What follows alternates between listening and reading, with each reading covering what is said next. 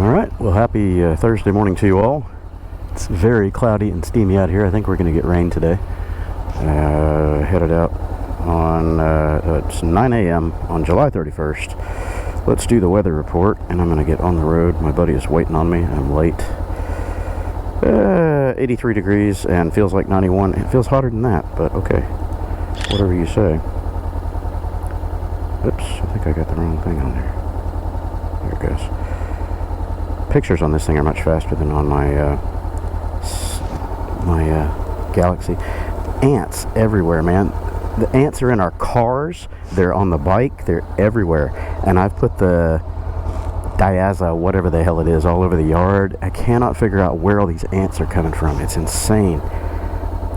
Anyway, did I take that picture? Doink. I don't think I have Allergy Plus on here. I left my other phone, my main phone, in my buddy's truck yesterday. I called him and said, "Hey man, I think I left my truck behind, or my phone behind in your truck. Can you check, just so I don't have to go cancel my phone, because if it's not in your truck, I lost it on the highway." I had it in my back pocket until I sat down in his truck, and then obviously I take it out of my pocket because I don't want to sit on it. But I was riding the PCX yesterday, and I don't have my phone mount on there, so it was riding in my back pocket most of the day. But I got home, I didn't have my phone. I thought, what the hell did I do with it? And I'm feeling around in my pocket, it's not there, and it dawned on me that, hey man, my butt cheek ain't sweaty. That means it's not been in my pocket for the whole ride. So I figured, alright, well, I either left it in this truck or it fell out of my pocket. That would suck. I don't want to buy a new phone right now. Anyway, I'm on the road. No idea what to talk about today. As yesterday, same story. I was going to pull the Rebel out of the garage today. I haven't ridden it in a few weeks, but there's too many bikes to reorganize. This one was ready to go because it's been sitting under the carport, a little breezeway, whatever you want to call it. And man, the sun is just attacking the hell out of this thing. I showed it a few days ago. My little wind deflectors down here have just totally disintegrated. I don't know if that shows up on camera or not, but the sun is just killing everything this year. I'm sure it's cumulative exposure, but it seems like the sun has kicked into high gear, man. So anyway, too many bikes to rearrange. I was going to get the Rebel out, but this thing is just, I mean, it's rusting, it's falling apart, and it's all happened just very recently, so I'm going to have to do some cleanup and de-shitification of this bike. I usually maintain all my machines so well, so when I see this kind of thing happening, what have I done differently? What have I forgotten? What have I screwed up here? I think it's just age. This is a 11-year-old bike, 2014, so she's still doing good though. I got my phone in the wrong orientation to check my mileage, but I think I'm a little over 30K on this thing right now. She's been a very good steed. In fact, I would confidently say that this is the most useful, reliable bike I've ever owned. And I've owned a lot of bikes, well over 120 bikes in my riding career. That's just street bikes, by the way. If I count dirt bikes and race bikes and off-road stuff, I could possibly venture a guess on that. At least another 100.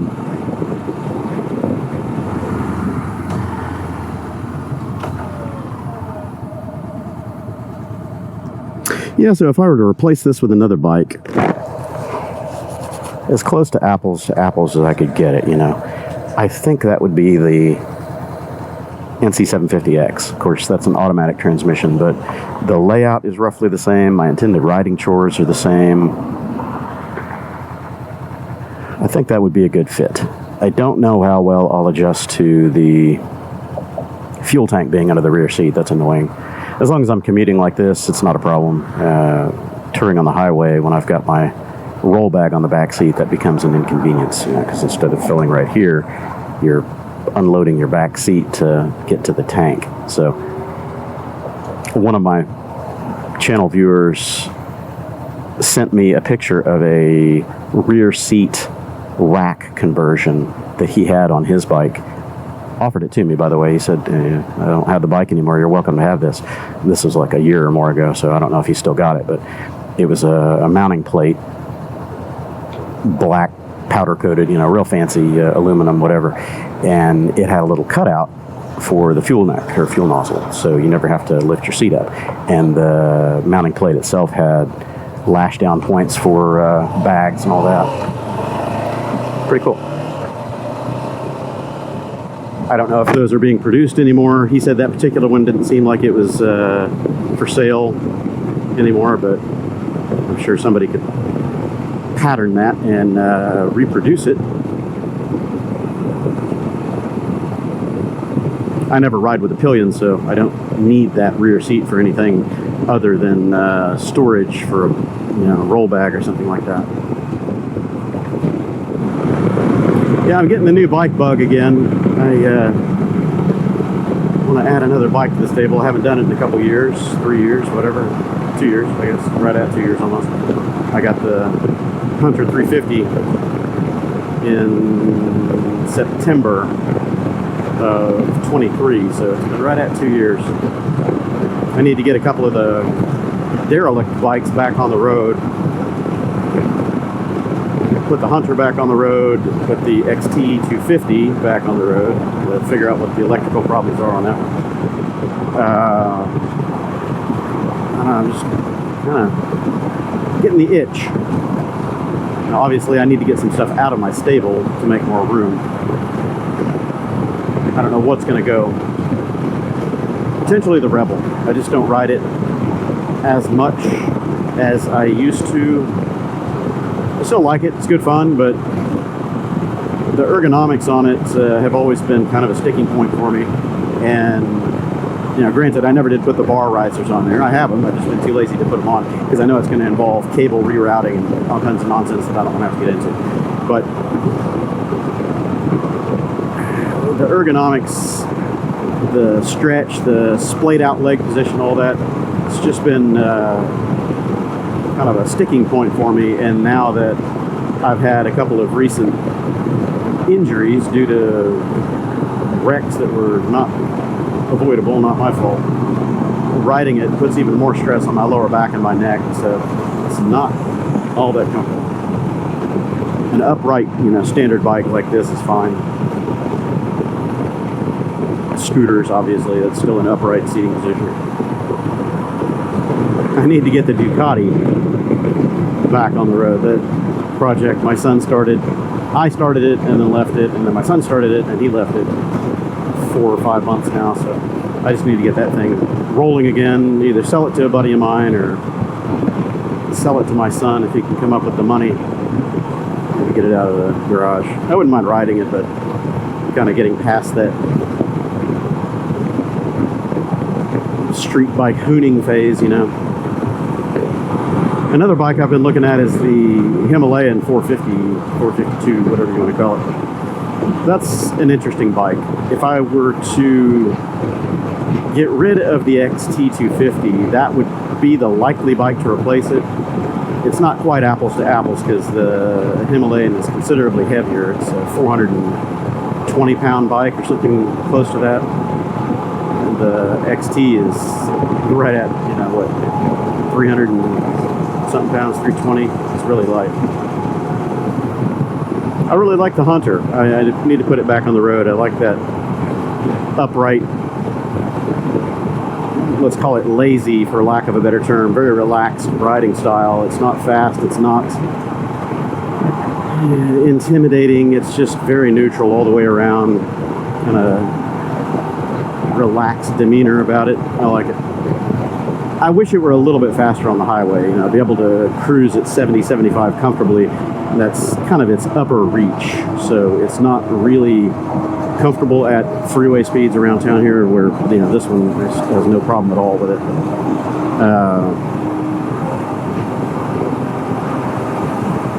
It seems like maybe the Gorilla 450 or whatever might be a little better than the Hunter in those terms.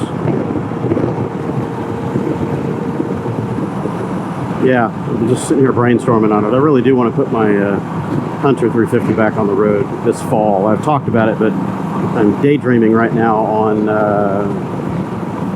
road tripping and motocamping on that thing. I want to get that thing back on the road.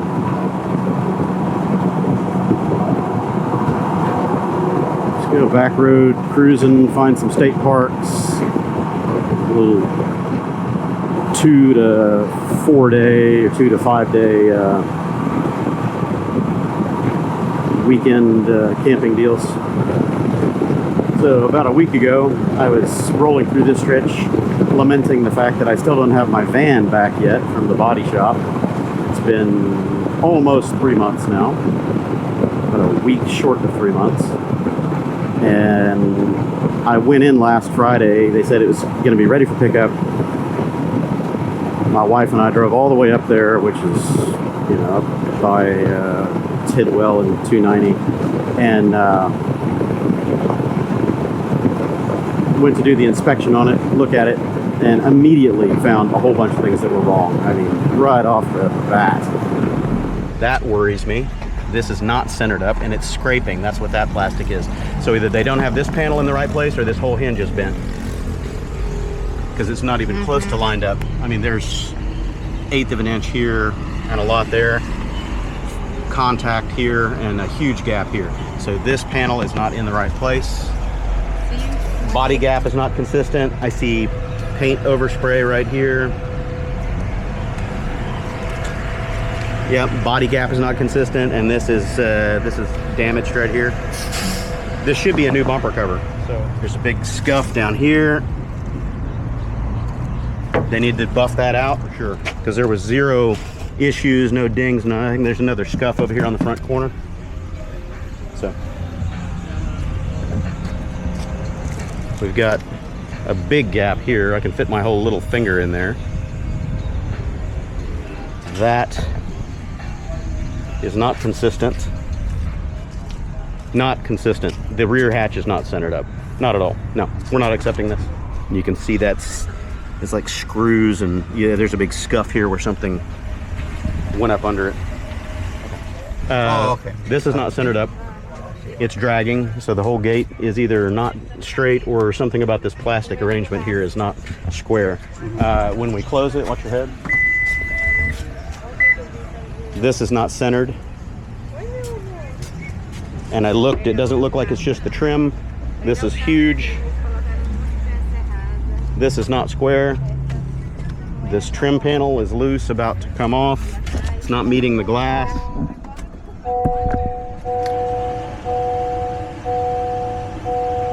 $351 miles. I don't know if that shows up on camera. 351. And something has happened. Somebody siphoned out all the gas, because I put a fresh tank of gas in that thing. That's messed up. They siphoned gas out of my tank? Come on, really? That was a fresh tank of gas. I just filled it up before I got hit. I don't know. We'll sort that out later. Don't their quality control people sort that out? I mean, come on. It's brand new, and they're reassembling it. They should kind of have the process down for what to check. The rear tailgate was crooked, not shutting properly. The hinges inside are dragging against the plastic when it opens and closes. The hands-free liftgate opening thing is not working. It's just all kinds of problems not working. They gouged up the front bumper with something else, you know, ran into it with forklifts or who knows what. Gouged up the plastic, took out paint. I mean, just, there's so many things wrong with the job. It's like, no, here's your list. Go back to the drawing board and fix it. So they said that hopefully they might have it ready this week, Friday, which will be tomorrow. That was reckless as f***.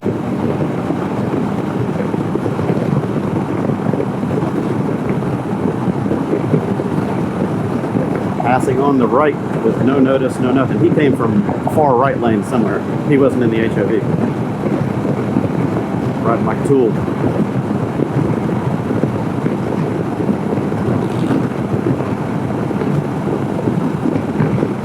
So we'll see if maybe this weekend we've got a van again. We'll find out.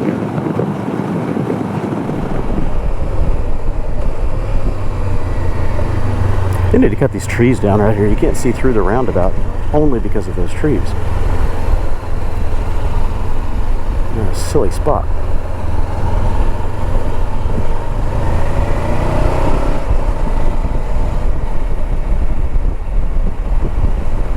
Well, this road is nice now that it's been repaved. Very smooth, very smooth. But more roads in Houston need to be like this. God, our roads are so bad here, man. It's just one continuous pothole everywhere you go, and then you get on a smooth road like this, and you're like, oh my God, this is what a road surface should feel like.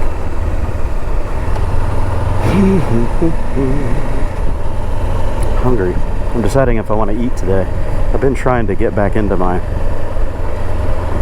OMAD, 1 meal a day, basically 18-hour, 20-hour fasts, something like that. No footer, no footer, no footer, no footer. Been eating too much lately. I gained about 3 or 4 pounds, which is not uncommon for me over longer spans. I've always maintained about a 7-pound weight average for the last 30 years. 25 years. So, yeah, 25 years. I'm always right around 155 pounds, give or take 5 pounds to 7 pounds. But lately, just lately, I've gained like 4 pounds real fast, and that's unusual for me. So I'm trying to get back into fasting a little bit. If I can get myself back on 1 meal a day, then it's a lot easier to do the 2 and 3 day fasts. When you haven't done it in a while, going from eating, snacking all day kind of a schedule to a fasting schedule is tough.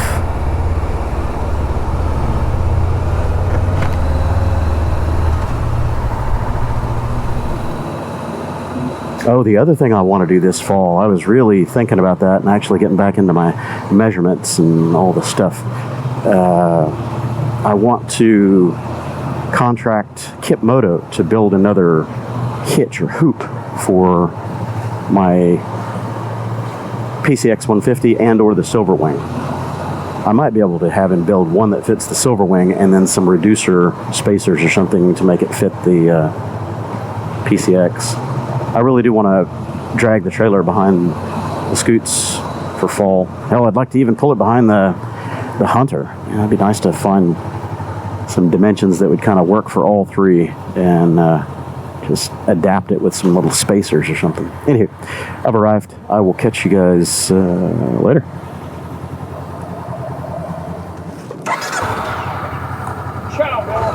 All right, mañana.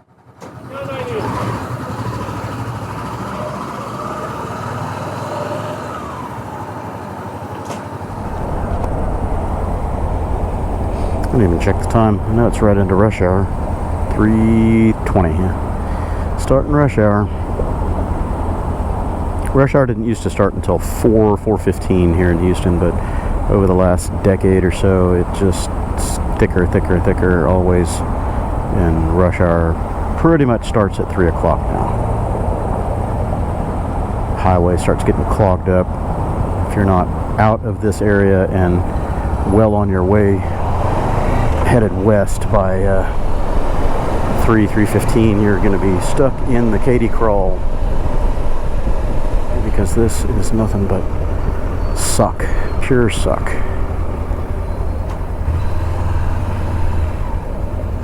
This Lexus right up my ass. I'll let him munch somebody else that has a bumper and a crumple zone. Yeah, I'm going to split. This is bullshit. My mirrors stick out kind of far on this thing, so I don't do this a lot on this bike, but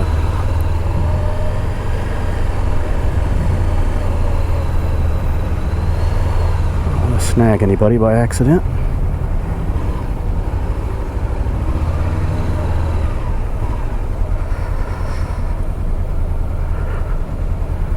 Are we really turning? Are you not turning? Are you turning? You're not turning? No, you're going right. Thank you so much. I'd like to continue, but I don't know if I can. This bike is a little on the wide side.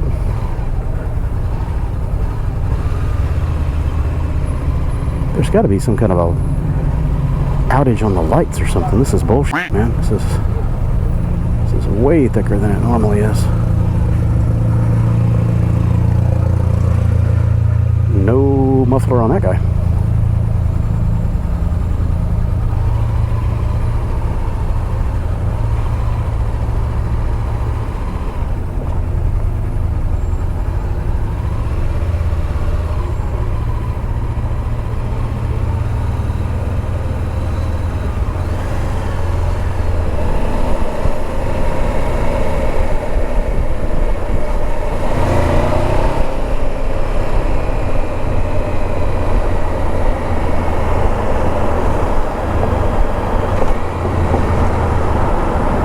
Keep going, keep going, keep going, keep going.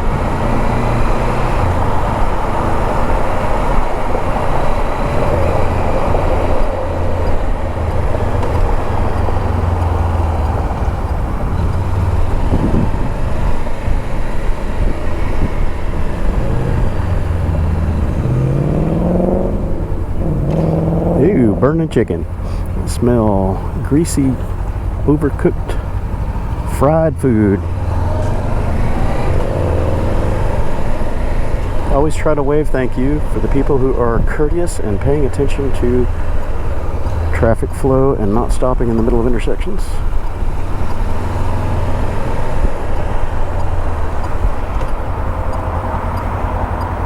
Ooh, good timing.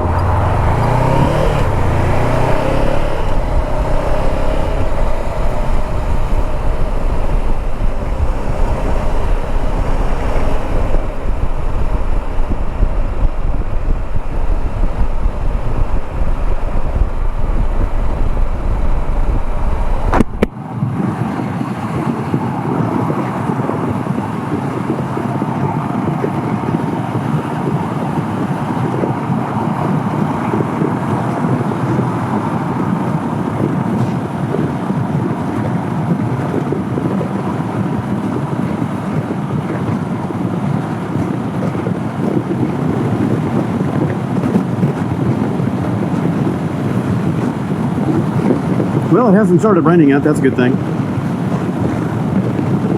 I did bring the rain gear with me in case I need it. Looks like I might make it home before the rain, if there's rain. The forecast was around 3 to 4 o'clock, so looks like I'm going to squeak by. If it doesn't rain tonight, I think I'm going to get the Rebel out and go for a sunset ride. I haven't been out on the Rebel in a little while, and haven't done a sunset ride in a while. Let's get out and tool around, get a few back roads, soak in some scenery.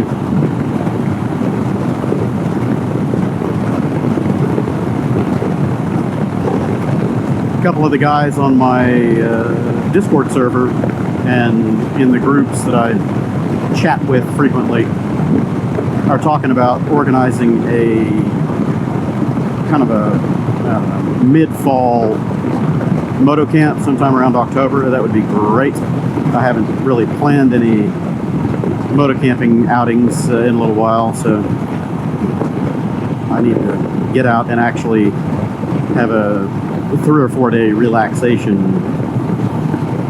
trip. You know, my Cannonball trips are never relaxing. I need a vacation from the vacation.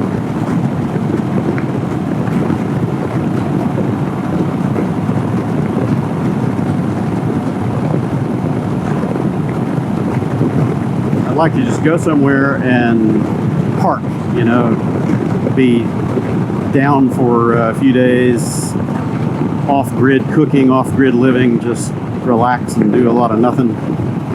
All right, people, you don't have to slow down to 50 in the left lane. Just keep it going. Yeah, maybe I can get one of the small bikes ready for that, whether it's a scooter or my XT or something like that. Haul the trailer out and go off-grid for a few days. And I say off-grid, you know, proper camping, you know, not necessarily off-grid, because I'll probably take the Starlink with me. I still haven't used my Starlink Mini very much. I got it for Cannonball. I used it twice. It was okay. I had a little bit of trouble with the coverage because of where I was, and that's to be expected. You gotta have a clear view of the sky, and I did not have a clear view when I was in the forest. You get trees everywhere, so it was in, out, in, out, in. You know, you had coverage, you didn't, and it was working, then it wasn't working, so you couldn't really depend on that for a live stream or anything like that, which was my intent. But yeah, anyway, I'll probably take the Starlink with me if I haul the trailer, because there's plenty of space in the trailer to carry it, maybe even set it up in motion. I'll put it under the lid, you know, like strap it up underneath the lid, facing straight up. Should be able to read through plastic just fine. It'll be cool to do a live stream from camp somewhere, you know, cooking, hanging out, doing real camping stuff. Just set up a camera, turn it on, let it run, chat with the viewers at home briefly, off and on, you know. Just let it run. So last night I finished compiling the raw edit for Cannonball T-10, second day on the road. Hit the encode button and let her chooch all night long, and I think the total encode time was around 12 hours roughly. It was a 10.5-hour video, 10 hours and a few minutes. I think it was 10.5 hours, something like that. So longer than day one. I uploaded that this morning, and I think YouTube is probably done chewing on it for the 4K render right now. I'll go through the video, just kind of scrub through it cursorily and give it some time indexes for people to know kind of what's what on there. And I'll publish that raw version tonight. And if I have time, I will start chopping and editing down a little bit to put the production version of it out. Hopefully for Saturday. It might not make it out till Sunday. We'll see. I've got a lot of work stacked up for me tomorrow and Saturday, so I might not be able to devote enough time to chopping it down and making a proper release video out of it.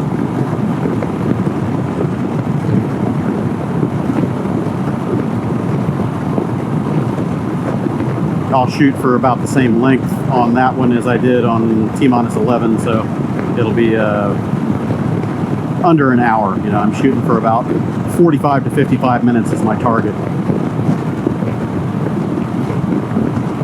I think I can do that without losing too much. And of course, if anybody wants to see all the raw, unredacted footage, they can go view the raw version.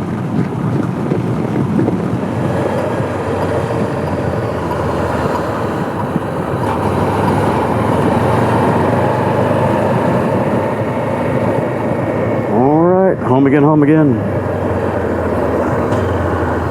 Drag the Rebel out of the garage, get it ready for an evening ride. I need to go over to the bank and deposit some money today. So that's another good reason or excuse to take a different steed. And if I could ever get the van back, this is the hitch for the back of it. One of these days, one of these days. I got a call from the insurance guys that I've contracted to help me beat up on Allstate for diminished value and loss of use, because Allstate is offering me like a pittance, absolutely nothing compared to what fair market value and case law stipulates. So anyway, hopefully I'll have some updates on that soon, but rather just have the van back, put that thing on the back, start hauling some stuff around. Anyway, I'll catch y'all later.